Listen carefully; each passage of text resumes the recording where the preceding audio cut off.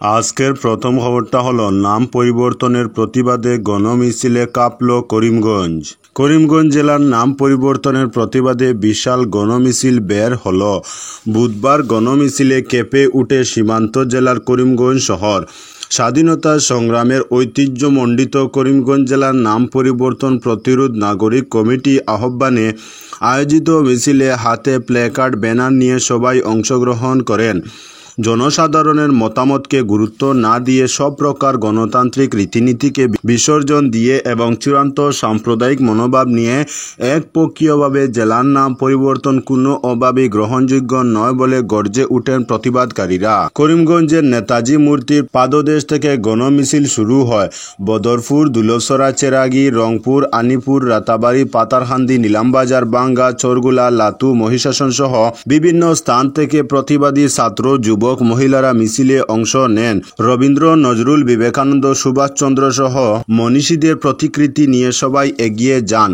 নাগরিক কমিটির অন্যতম আহ্বায়ক সুনীত রঞ্জন দত্ত, রজত চক্রবর্তী, অরুণাংশু ভট্টাচার্য সহ বিশিষ্ট সমাজকর্মী চন্দন চক্রবর্তী, জ্যোতিষ পুরকাইস্ত, পরিমল চক্রবর্তী, নাগরিক অধিকার রক্ষা কমিটির সাধারণ সম্পাদক সাধন পুরকাইস্ত, অধ্যাপক অজয় রায়, শাহাদত আহমেদ চৌধুরী, মমতাজ বেগম, সত্যজিৎ গুপ্ত, ভবতোষ চক্রবর্তী, সুশীল পাল, লক্ষ্মী দত্ত গুপ্ত, ময়নুল হক, হিফজুর রহমান, সৈয়দ শাহাবুদ্দিন আহমেদ সাহিল, রতীন্দ্রচন্দ্র দাস, হেলাল খান, মৃণাল সিনহা প্রমুখ।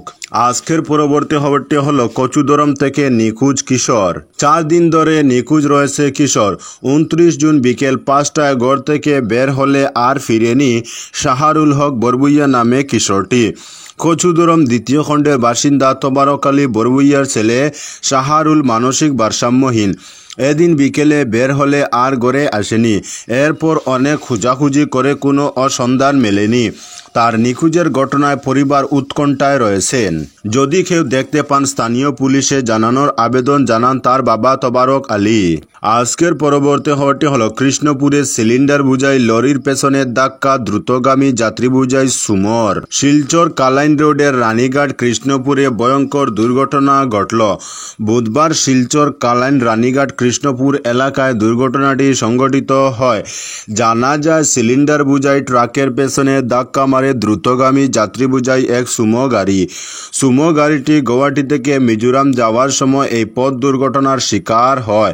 দুর্ঘটনাটি দেখে স্থানীয় জনগণ আহতদের উদ্ধার করে শিলচর মেডিকেল কলেজ ও হাসপাতালে পাঠান, তবে আহতদের পরিচয় পাওয়া যায়নি। আজকের পরবর্তী খবরটি হলো বাসিয়ে নিল সাঁকো, ফের বিচ্ছিন্ন দুই পারের জনগণ বাঙ্গার পারে। ফের বিচ্ছিন্ন বাঙ্গার পারের হারাং নদীর দুই পারাপারের মানুষ। বেইলি সেতু ভেঙে যাওয়ার পর সাধারণ মানুষ চলাচলের জন্য একটি বাঁশের সাঁকো নির্মাণ করা হয়েছিল, কিন্তু সপ্তাহ 10 দিন টিকে থাকতে পারেনি সাঁকো। মঙ্গলবার রাতে পাহাড়ি নদী হারাঙ্গের জলের তুরে ভাসিয়ে নিল সাঁকো। রাতে ঘটনাটি ঘটায় কোনো অপ্রীতিকর ঘটনা ঘটেনি। সাঁকো ভেসে যাওয়ায় নদী পারাপার বন্ধ হয়ে যায়। এক কথায় ফের বিচ্ছিন্ন হয়ে পড়েছেন দুই পারাপারের জনগণ। আজকের পরবর্তী খবরটি হলো 72 বছর বয়সী মহিলার গলাকাটা লাশ উদ্ধার, চাঞ্চল্য।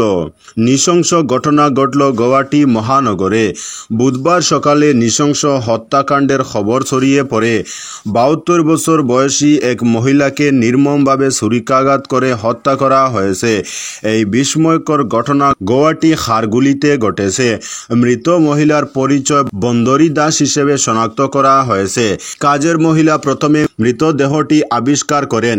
একটি ছুরি মহিলার দেহের কাছে উদ্ধার করা হয়েছে। মহিলার কেয়ারটেকার রতুল দাস এবং তার স্ত্রী হত্যাকাণ্ডে জড়িত বলে সন্দেহ প্রকাশ করেছেন। পুলিশ আলাদাভাবে রতুল দাস এবং তার স্ত্রীকে জিজ্ঞাসাবাদ করেছে। এদিকে ফরেনসিক টিম রতুল দাসের আঙ্গুলের ছাপ সংগ্রহ করেছে। মহানগর পুলিশ ঘটনাস্থলে একটি তদন্ত শুরু করেছে। প্রাথমিক তদন্তের পর deputy police commissioner Amitabh Basumatary মন্তব্য করেছেন যে এটি একটি হত্যার মামলা। পুলিশ প্রকাশ করেছে যে মহিলাকে নৃশংসভাবে গলা কেটে হত্যা করা হয়েছে।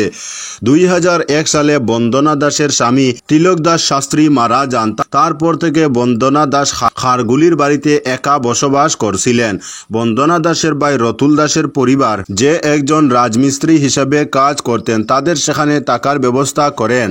আজকের পরবর্তী খবরটি হলো 5 দেশের সফরের জন্য যাত্রা প্রধানমন্ত্রীর। প্রধানমন্ত্রী নরেন্দ্র মোদী 5 দেশের সফরের জন্য যাত্রা শুরু করলেন। তিনি এই সফরে যাবেন গানা, ত্রিনিদাদ ও টবাগো, আর্জেন্টিনা, ব্রাজিল এবং নামিবিয়াতে। 2 থেকে 3 তারিখ পর্যন্ত গানাতে থাকবেন। 4 জুলাই ত্রিনিদাদ ও টবাগো, 5 জুলাই আর্জেন্টিনা, 6 থেকে 7 জুলাই ব্রাজিল ও 9 জুলাই নামিবিয়াতে থাকবেন। এই সফরে প্রধানমন্ত্রী মোদী ব্রাজিলের রিও ডি জেনেরোতে 17তম ব্রিক্স সম্মেলনেও যোগ দেবেন। কেন্দ্রের একটি সূত্র মারফত জানা গিয়েছে, 2টি লক্ষ্য মাথায় রেখে পঞ্চদেশীয় সফরে বেরোচ্ছেন মোদী।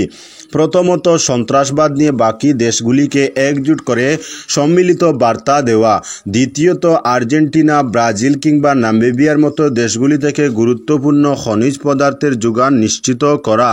আজকের পরবর্তী খবরটি হলো হামাসকে যুদ্ধবিরতির চূড়ান্ত প্রস্তাব মেনে নেওয়ার আহ্বান ট্রাম্পের। গাজা 60 দিনের যুদ্ধবিরতির জন্য প্রয়োজনীয় শর্ত মেনে নিয়েছে ইসরায়েল। মঙ্গলবার এমনটাই ঘোষণা করেছেন মার্কিন প্রেসিডেন্ট ডোনাল্ড ট্রাম্প। হামাসকেও যুদ্ধবিরতির চূড়ান্ত প্রস্তাব মেনে নেওয়ার আহ্বান জানিয়েছেন তিনি। আর তা না মানলে ফল যে ভালো হবে না, সেই হুঁশিয়ারিও দিয়েছেন মার্কিন প্রেসিডেন্ট। মঙ্গলবার ট্রুথ সোশ্যালে পোস্ট করা এক বিবৃতিতে ট্রাম্প বলেন, আমার প্রতিনিধিরা আজ গাজা ইসরায়েলি আধিকারিকদের সঙ্গে একটি দীর্ঘ ও ফলপ্রসূ বৈঠক করেছেন। 60 দিনের যুদ্ধবিরতি চূড়ান্ত করার জন্য প্রয়োজনীয় শর্ত মানতে রাজি হয়েছে ইসরায়েল। এই সময়ের মধ্যেই আমরা যুদ্ধের অবসান ঘটানোর জন্য উভয় পক্ষের সঙ্গেই কাজ করব। শান্তি প্রতিষ্ঠায় সাহায্যের জন্য কঠোর পরিশ্রম করা কাতার এবং মিশরের আধিকারিকরা এই চূড়ান্ত প্রস্তাবটি পেশ করবে। এরপরই মধ্যপ্রাচ্যে শান্তির স্বার্থে হামাসকে যুদ্ধবিরতির প্রস্তাবে রাজি হওয়ার আহ্বান জানানোর পাশাপাশি সতর্ক করে ট্রাম্প বলেন, আমি আশা করছি মধ্যপ্রাচ্যের ভালোর জন্য হামাস এই চুক্তিটি গ্রহণ করবে, কারণ যুদ্ধ চললে কারোর উন্নতি হবে না, বরং চুক্তিতে সম্মত না হলে তা আরও খারাপ হবে। যদিও মার্কিন প্রেসিডেন্টের এই দাবি নিয়ে ইসরায়েলের কোনো প্রতিক্রিয়া পাওয়া যায়নি এখনও। এদিন সাংবাদিকদের মুখোমুখি হয়ে ট্রাম্প এও জানান, তিনি আশা করছেন আগামী সপ্তাহে ইসরায়েলের প্রধানমন্ত্রী বেঞ্জামিন নেতানিয়াহুর মার্কিন সফরের সময় ইসরায়েল ও হামাসের মধ্যে যুদ্ধবিরতি চুক্তিটি হবে। তো বন্ধুরা, আজকের জন্য এতটুকু। পরবর্তী কোনো নতুন ভিডিওতে দেখা হবে, তখন অবধি ধন্যবাদ।